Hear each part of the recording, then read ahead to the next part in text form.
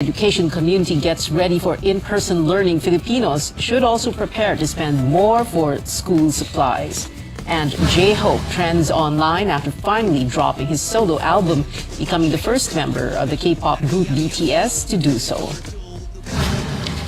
Increased mobility and busier roads ahead of the resumption of face-to-face classes, transport groups renew their call to suspend the modernization program for jeepneys. George Gilas tells us there are 9 other pressing issues they hope the current Transportation Department leadership will look into. The transport sector has been hounded by numerous problems, leaving operators, drivers, and commuters in distress. But the window of hope opens as the new leadership in the Transportation Department vows to prioritize the sector. In a letter sent to Transportation Secretary Jaime Bautista and LTFRB Chairperson Cheloy Garafil on July 11, transport groups enumerated what they think are the biggest issues the DOTR must look into. Among them, the vehicle phase-out, route rationalization, fleet suspension policy, no-contact apprehension policy, fare rate adjustments, and service contracting for the libreng sakay. The groups identified the omnibus franchising guidelines as the root cause of these problems. They say it is the backbone of the implementation of the Public Utility Vehicle Modernization Program under the Duterte administration. Consultation and participation na hindi kami kinonsulta sa mga ginawa nilang programa. Yan ang main problem namin. Sa lahat this is a common to to all modes. The groups add that all the policies that came from it drove operators to near bankruptcy and made daily commuting harsh and expensive for the riding public. Their call, suspend the omnibus franchising guidelines and create a committee that will reevaluate it. I will meet this transport group, no? And I'm happy to listen and work with them, no? To solve or to be able to address any issues that they have. Transport groups also expressed willingness to sit down with the DOTR and jointly find solutions to the problems. George Cahiles, CNN Philippines. Heads up motorists, another round of fuel price rollbacks for the 3rd straight week. Next Tuesday, the Energy Department says the price of gasoline may drop to 4 pesos per liter, while diesel pump prices may see a rollback of between 1 to 2 pesos per liter. A rollback for kerosene is uncertain as of Friday noon. Pababa. Yan din ang statement ko last week na posibleng magtuloy-tuloy hanggang ngayong week. Yung additional offset na posibleng mangyari ay itong plano na naman ng US na magkaroon ng meeting ang US Federal Reserve ngayong July 26, 27. Mukhang pag-uusapan na naman ang another round of interest hike. Director of the Energy Department, Rufino Abad, says the expected big-time interest rate hike of a percentage point in the United States will temper economic activity and demand for fuel products. Abad says this will ease price pressures and could sustain fuel price cuts. Central banks around the world, including the Philippines, are raising borrowing rates to contain surging inflation.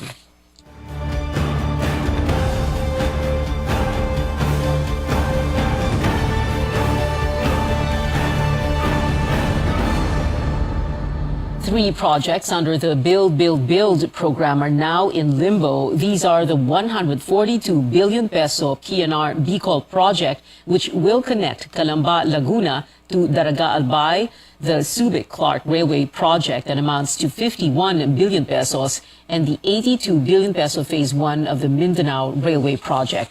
Transportation Undersecretary for Railways, Cesar Chavez, says China backed out from financing these projects through loan agreements. Chavez says the Philippine government received no response from China concerning the projects. Based on the last cabinet meeting, Chavez says President Marcos has this marching order. Ang direksyon ni President Bongbong Marcos, bumalik sa negotiating table at tingnan ang ibang options. Walang pondo ang gobyerno para pondohan ito. Ang options niya, ODA or PPP. Transportation Secretary Jaime Bautista is set to meet with Budget Secretary Mina Pangandama next week, July 22nd, to discuss the funding of transportation-related projects in the pipeline. The Departments of Labor and Migrant Workers promise overseas Filipino workers that government services will be unhampered during the transition of several attached agencies. The government eyes a fully operational DMW in 2023. Tristan Odalo reports. Herbert and his wife are both overseas Filipino workers returning to Saudi Arabia. Herbert says the processing of their documents went smoothly, but some of their colleagues were not as lucky.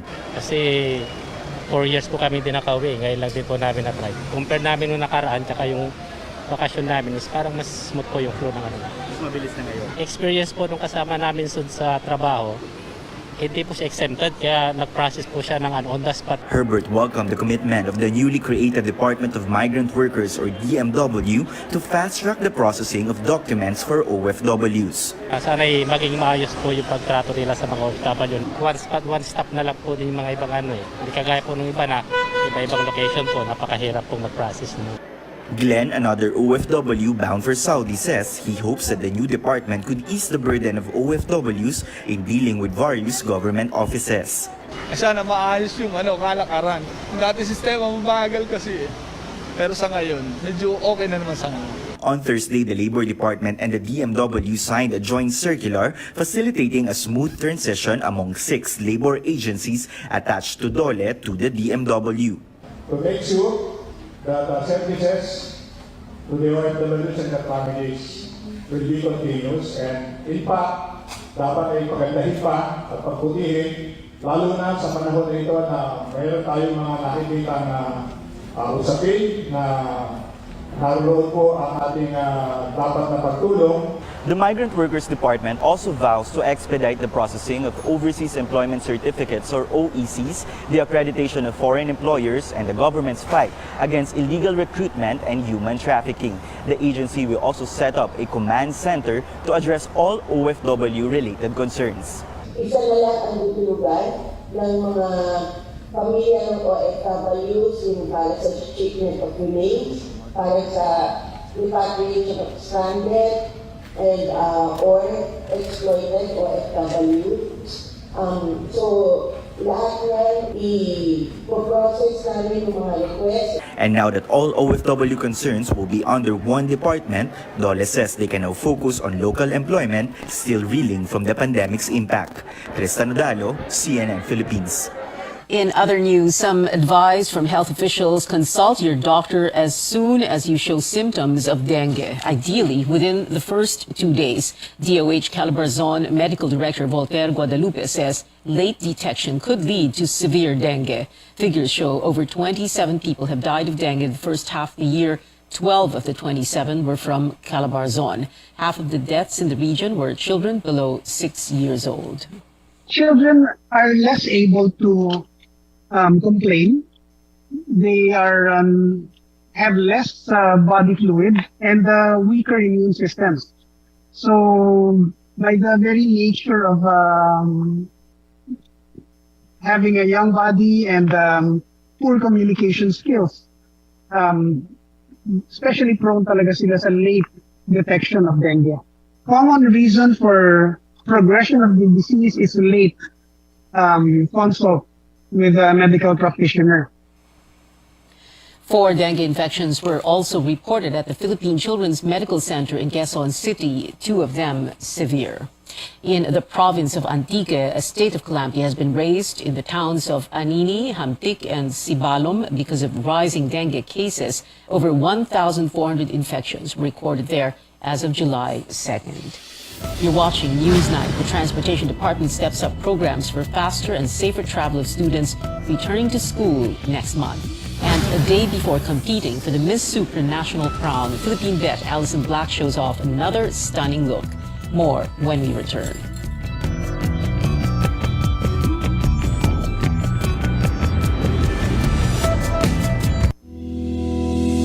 SMC, San Miguel Corporation.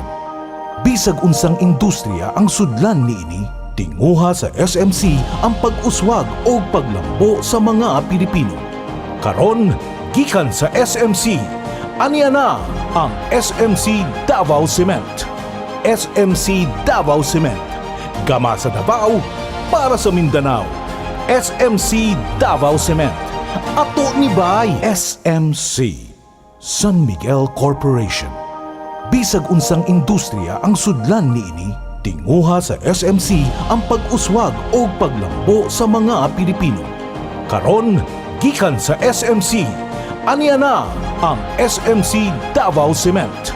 SMC Davao Cement. Gama sa Davao para sa Mindanao.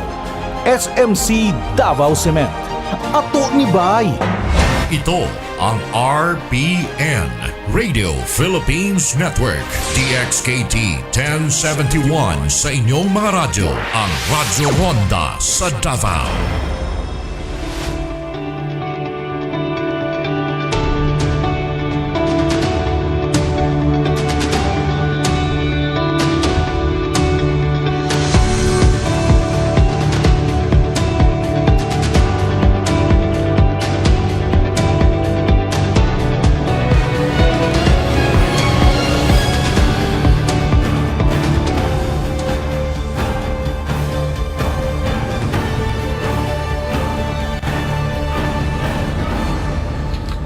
Welcome back. More commuters hitting the road with students set to return to classrooms next month. George Quiles returns to tell us how authorities are gearing up for the full reopening of schools during the transport crisis.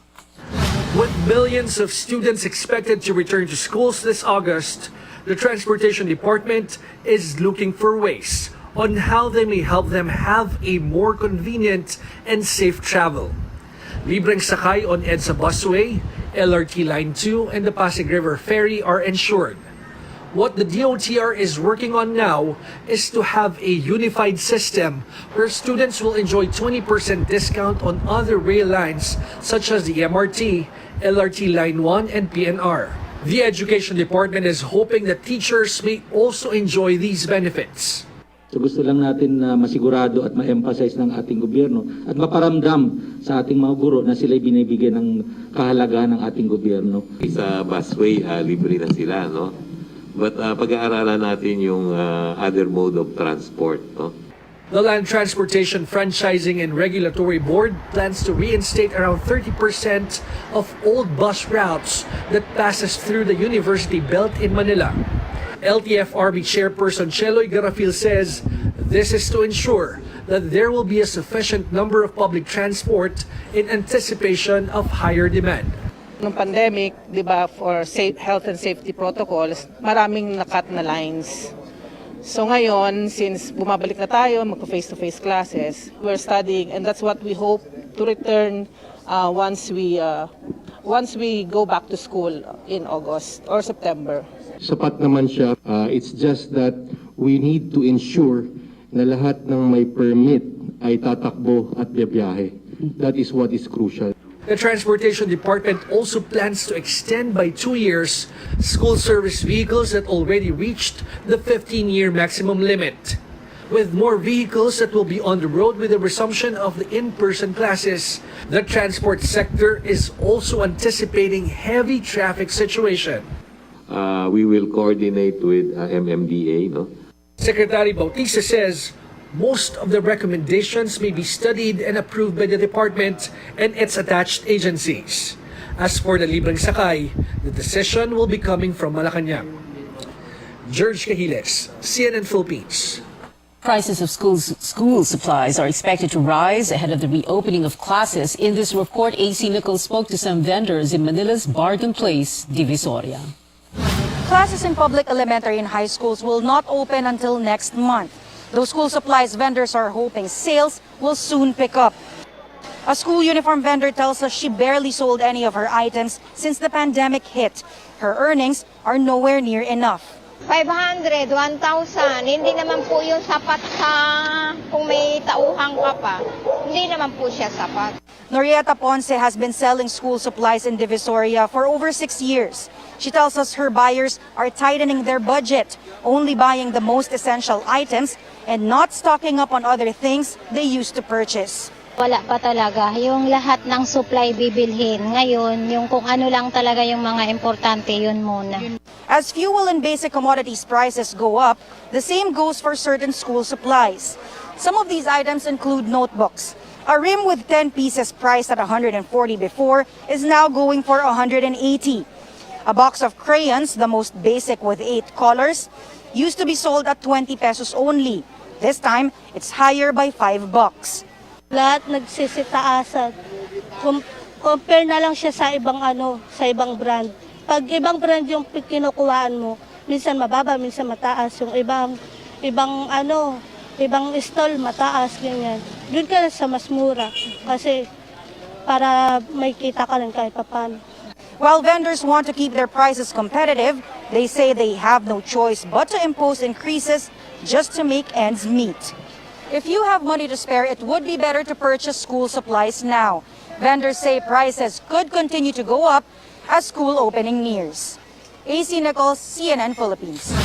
Shifting gears, the Anti-Communist Task Force is here to stay despite calls to abolish it. The National Task Force to End Local Communist Armed Conflict, or NTF-LCAC, met today to discuss plans and the fate of peace talks under the Marcos administration. Amor Santos reports. The National Task Force to End Local Communist Armed Conflict, or NTF-LCAC, does not recommend the revival of national peace talks with communist rebels. It prefers to continue the localized negotiations implemented by the Duterte administration. The NTF-LCAC's executive committee convened for the first time on Friday, led by its vice chairperson, National Security Advisor Clarita Carlos. They also gave a glimpse of what the public can expect from the task force under the Marcos administration. Within the more than 50 years na negotiation natin, wala po tayo nakuhang maganda doon sa national peace talks. The dynamic of conflicts is different in different areas. The local peace talks, the local peace councils are the ones working, so we continue on that level. In regard to the resumption, that is the call of the President of the Republic. Former President Rodrigo Duterte reached out to the rebels even before assuming office in 2016. Negotiations went on and off until he turned his back on the left a year later, as both sides accused each other of ceasefire violations. The Communist Party of the Philippines previously rejected localized peace talks. It said the government was only fabricating reports on the mass surrenders of rebels. The NTF-LCAC now recommends offering amnesty to communist rebels, but gave no further details. Meanwhile, the task force says it will not red tag or baselessly associate anyone with the CPP, which the government has designated as a terrorist group. A former spokesperson, Lorraine Badoy, is facing several complaints for red tagging student leaders, teachers, activists, religious leaders, and even former Vice President Leni Robredo. Badoy now claims someone from the NTF-LCAC is trying to silence her. Tungkol sa kumausap kay Yusek Badoy, wala po kaming kinalaman doon. Inuulit namin ang red tagging ay hindi po nanggaling sa National Task Force LCAC. Nabanggit na po namin ito na hindi namin ito tolerate ang red tagging. What we're trying to do is to unmask kung ano talaga yung totoo, kung ano yung mga grupo na ito. There have been calls to abolish the NTF-LCAC, but it is clearly here to stay as officials say it can put an end to the decades-old communist insurgency.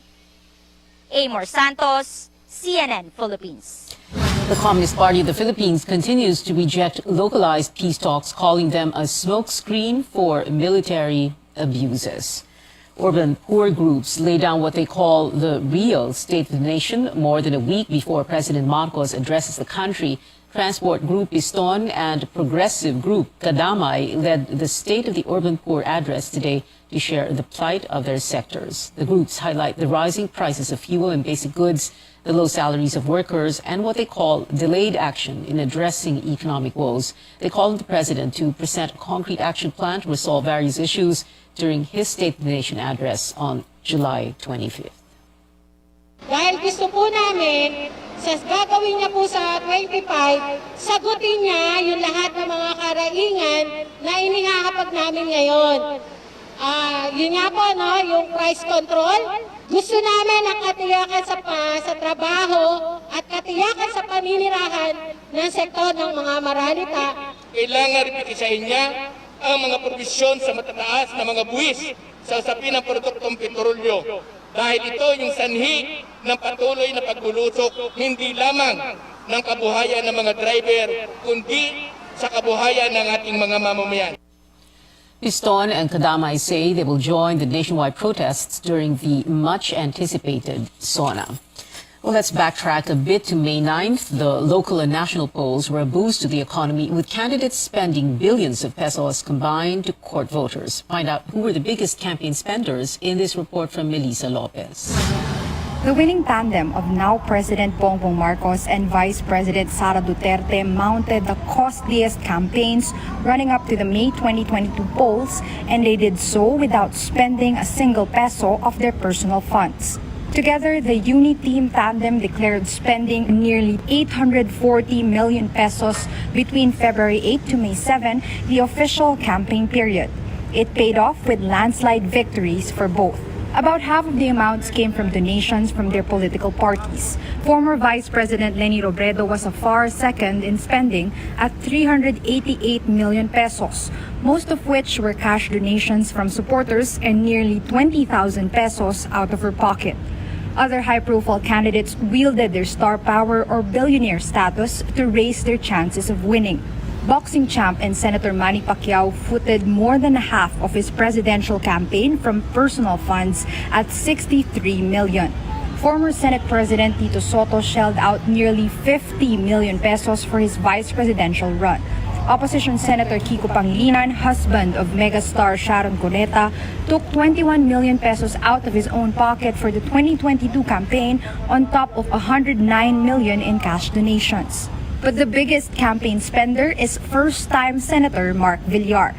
The son of the country's richest man mounted his 132 million peso campaign using his own money. But not all big spenders were victorious. Former Senator Richard Gordon, ex-Defense Secretary Gibot Yedoro, and former Quezon City Mayor Herbert Bautista spent tens of millions but still lost in the Senate race. Comelec's Campaign Finance Office is going through each report and receipt to check if the declared figures are accurate. Pag makita namin in our audit na nag-overspend siya, ang ginagawa namin, nagpapatan agad kami ng complaint dyan sa Law Department for election offense. Winners like Senator Alan Peter Cayetano got a 10 million peso windfall from donations, and President Marcos with 1.5 million. What should they do with the extra money?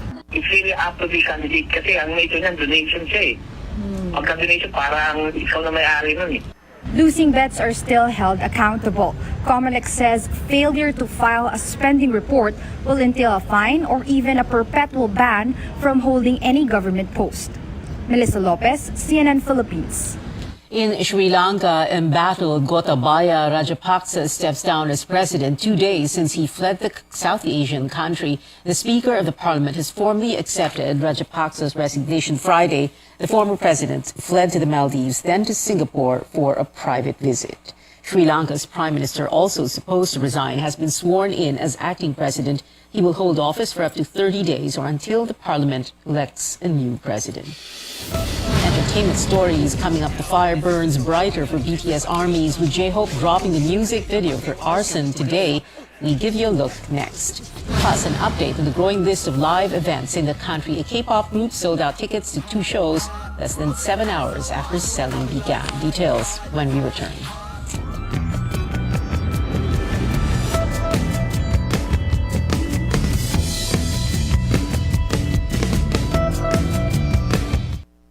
SMC, San Miguel Corporation. Bisag unsang industriya ang sudlan niini, tinguha sa SMC ang pag-uswag o paglambo sa mga Pilipino.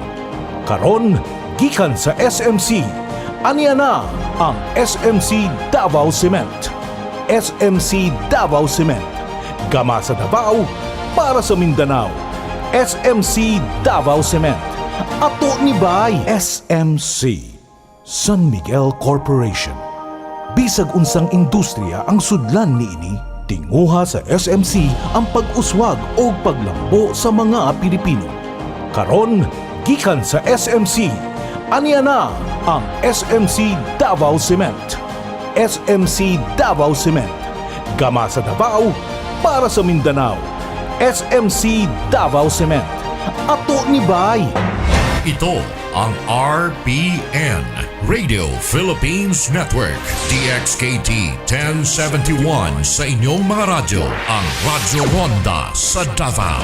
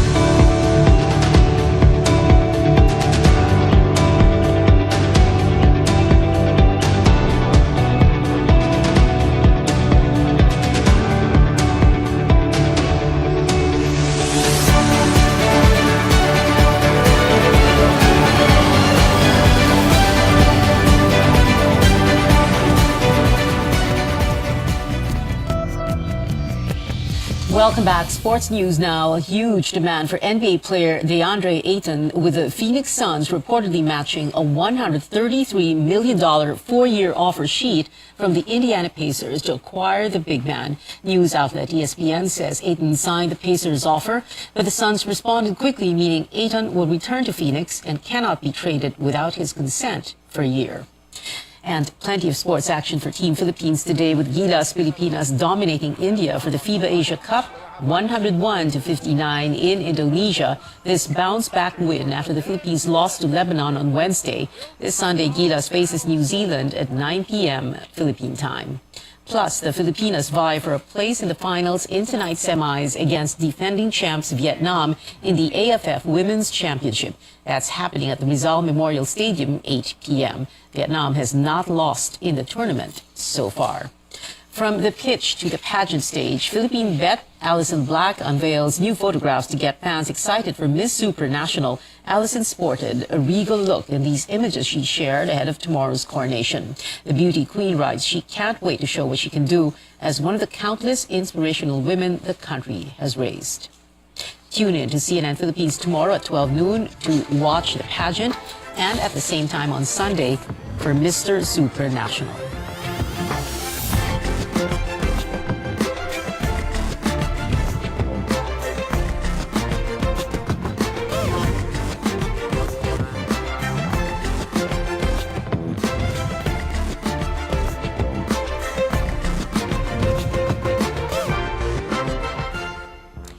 Good news for Liwanag, or fans of OPM band Ben and Ben. The folk pop group added seats for its send-off concert on Sunday. More tickets for seated sections, leaves, and maybe the night go on sale at 2 p.m. tomorrow, with online queuing beginning today. The show comes right before Ben and Ben embarks on its U.S. and Canada tour. And sing along to Anne-Marie's hit track 2002 live this 2022. The British pop sensation will perform at the New Frontier Theatre in Quezon City on October 16th. Ticket selling opens July 19. Filipino Carrots show their love for 17, selling out passes for the K-pop group's 2 concerts on the first day of release. This despite seats being added to, quote, compensate for technical issues and, quote, get as many carrots to watch. As netizens say, over 144,000 users lined up for tickets online. And finally, out of the box is J-Hope of BTS's first solo album. The artist just released Jack in the Box, which features 10 tracks, mainly under the hip-hop and rock genres. The music video for the second single, Arson, also dropped today.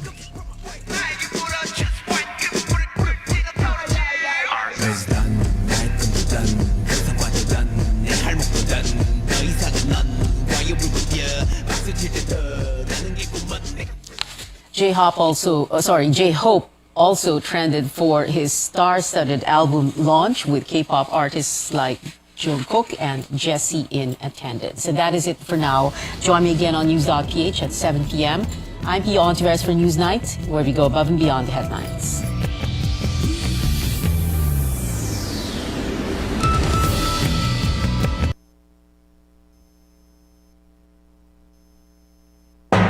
Ito